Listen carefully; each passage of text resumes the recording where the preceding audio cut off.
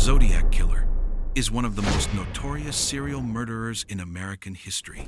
He spread terror across Northern California from the late 1960 seconds to the early 1970 seconds. To this day, his true identity remains a mystery. From the brutal slayings at Lake Berryessa, Benicia, Vallejo, to San Francisco between December 1968 and October 1969, the Zodiac claimed the lives of at least 7 victims, 4 men and 3 women, all in the prime of their youth, aged 16 to 29. The name Zodiac first became known nationwide when the killer sent cryptic letters to major newspapers in the Bay Area. In these letters, he taunted the police and the press, openly confessed to murder, and left behind bizarre ciphers meant to mock the entire justice system. Each letter was signed with one name, Zodiac. 4 ciphers were sent. To this day, only 2 have been successfully decoded. The other 2 remain like phantoms, haunting investigators for more than half a century. In this journey, we will delve into every chilling detail, uncover the terrifying coded letters, and explore why, more than 50 years later, the name Zodiac remains one of America's greatest obsessions. Murders and correspondence. Investigators agree that 4 confirmed attacks were carried out by the Zodiac Killer in California. In these cases, 5 victims lost their lives, and only 2 were fortunate enough to survive. The first attack occurred on the night of the 20th of December 1968, along the desolate Lake Herman Road in Benicia. 2 teenagers, David Arthur Faraday, 17, and his girlfriend Betty Lou Jensen, 16, were shot dead inside their car. Less than half a year later, just after midnight on July 5, 1969, in the parking lot of Blue Rock Springs Park in Vallejo, 1 9-year-old Michael Renaud Majot and 2 2-year-old Darlene Elizabeth Farron became the next targets.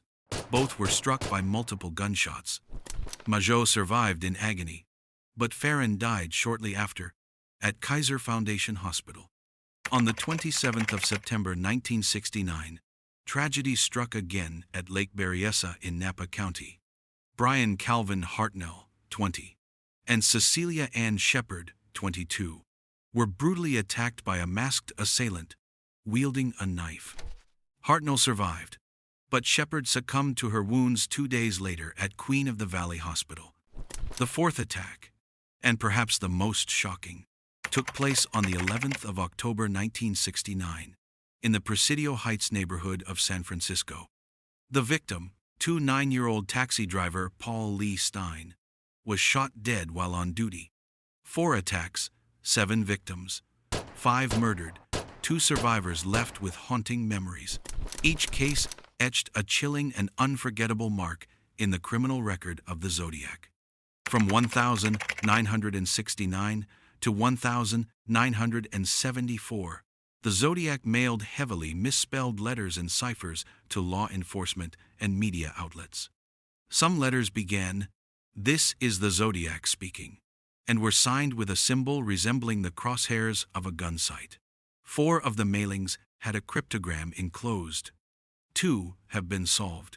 In 1969 and 2020, the letters were postmarked in San Francisco and Pleasanton. The Zodiac's confirmed correspondence with date, recipient and incipient: July 31, 1969. San Francisco Chronicle, San Francisco Examiner, and Vallejo Times. 1/3 of ZC408 cipher, enclosed with each letter.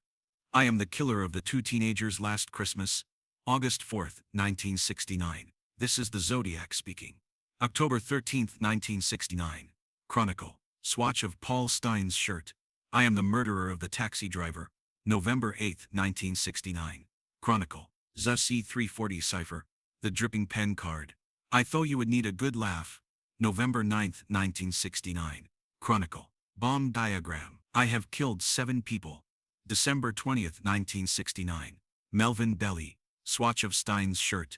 Happy Christmas, April 20, 1970. Chronicle. ZC13 cipher. My name is April 28, 1970. Chronicle. Greeting card. I hope you enjoy yourselves. June 26, 1970. Chronicle. ZC32 cipher. I have become very upset. July 24, 1970.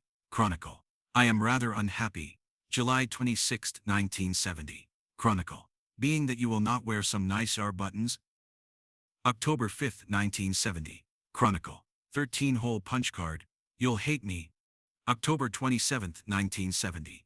Paul Avery, at Chronicle. Halloween card. From your secret pal. March 13, 1971. Los Angeles Times. I am crack-proof. January 29, 1974. Chronicle. The Exorcist letter. These are the 15 infamous letters from Zodiac. Take a moment to pause the video and decipher their twisted messages. When you're ready, we'll begin with the first crime scene, the Lake Herman Road murders. The first murders attributed to the Zodiac began on the night of December 20, 1968, along the deserted Lake Herman Road on the edge of Vallejo, within the city limits of Benicia. The victims were two high school students, David Arthur Faraday, 17, of Vallejo High, and his girlfriend Betty Lou Jensen, 16, of Hogan High. That evening, around 8:30 p.m., Faraday picked up Jensen, and together they visited a friend. After 9, they drove out to the outskirts and stopped at a so-called lover's lane, a secluded road where young couples often went for privacy. At approximately 11:10 p.m., the killer arrived. He pulled his car parallel to Faraday's, about 10 feet away. Stepping out, he fired into the vehicle, forcing the terrified couple to scramble out through the passenger door. Jensen made it out first. As Faraday followed, he was shot point-blank in the head with a .22 caliber pistol. Betty Lou Jensen fled in desperation. The assailant gave chase and fired 6 times into her back. Only one bullet missed. She collapsed, dead on the spot. At exactly 11:10 p.m., a passing motorist discovered the bodies. Jensen was already lifeless. Faraday still clung to life, but died shortly after being rushed to the hospital. Police found no witnesses, no usable tire tracks, and no footprints. The murders had taken place in less than 3 minutes. Investigators were forced to reach a chilling conclusion. This was the work of a cold-blooded madman, who killed simply for the sake of killing. Despite a massive investigation, no viable suspect was ever identified. But the media quickly seized on the story, transforming the crime into the haunting prologue of the phantom that would come to be known as the Zodiac. Blue Rock Springs murder. On the very night of America's Independence Day, July 4, 1969, a horrifying attack occurred in Vallejo, California. The victims were Darlene Ferrin, 22, a beautiful and well-liked young woman who worked at a local restaurant, and Michael Mageau, 19, a young man Darlene knew. At around 11:50 p.m., after picking up Michael, Darlene drove out of Vallejo. Not long after, the two noticed a light-colored car following them. Darlene tried to shake it off by turning into the deserted parking lot of Blue Rock Springs Park. Only 2 miles from Lake Herman Road, the site where Faraday and Jensen had been murdered just months earlier. As soon as Darlene's car came to a stop, another vehicle pulled up about 25 meters away. The driver turned off the headlights and sat motionless. Nervously, Michael asked Darlene about the stranger. She reassured him, "Don't worry." The car then drove off. But only 5 minutes later, it returned, this time pulling right up beside them. A man stepped out, carrying a flashlight. The beam cut straight into Darlene's car. Believing it was a police officer, Michael rolled down the window. Without warning, the stranger drew a 9mm handgun and opened fire into the car. Michael was shot in the right arm, while Darlene was struck in the neck. Michael tried to open the door to escape, but the handle jammed. As he struggled, the gunman walked back to his own car, then suddenly returned and unleashed another volley of bullets. When the gunfire finally ceased, the killer hurried back into his vehicle and vanished into the night. At about 12:10 a.m., a nearby golf course employee heard the shots. Minutes later, 3 teenagers driving past discovered the blood-soaked couple inside the car and immediately alerted the police. By 12:20 a.m., authorities arrived on the scene. Darlene Ferrin was rushed to the hospital in critical condition but died just 20 minutes later. Michael Mageau miraculously survived, becoming the sole key witness to the massacre. At the hospital, Michael described the assailant as a heavy-set white male, about 5'10" tall, weighing 175 to 200 pounds, with a broad face, light brown wavy hair, and dressed in dark clothing. But the information was not enough to establish an identity. Just minutes later, at 12:40 a.m., the Vallejo Police Department received a chilling call from a public phone booth only 2 blocks away. A calm, deep male voice stated, "I want to report a double murder. If you go 1 mile east on Columbus Parkway to the public park, you will find kids in a brown car. They were shot with a 9mm Luger. I also killed those kids last year. Goodbye." That night, the killer named himself, and California began to descend into the terror that would be known as the Zodiac. Experts later suggested that the 7-month gap between the Lake Herman Road murders and the Blue Rock Springs attack may have been Zodiac's cooling-off period, a deceptive calm before the true nightmare erupted. After the murder of Darlene Ferrin, a disturbing question began to circulate.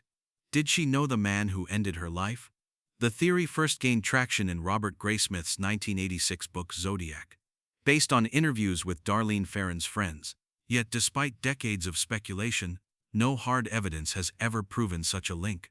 Her companion that night, Michael Mageau, gave conflicting statements. From his hospital bed, he swore he didn't know the attacker, but later, he claimed the gunman's name was Richard.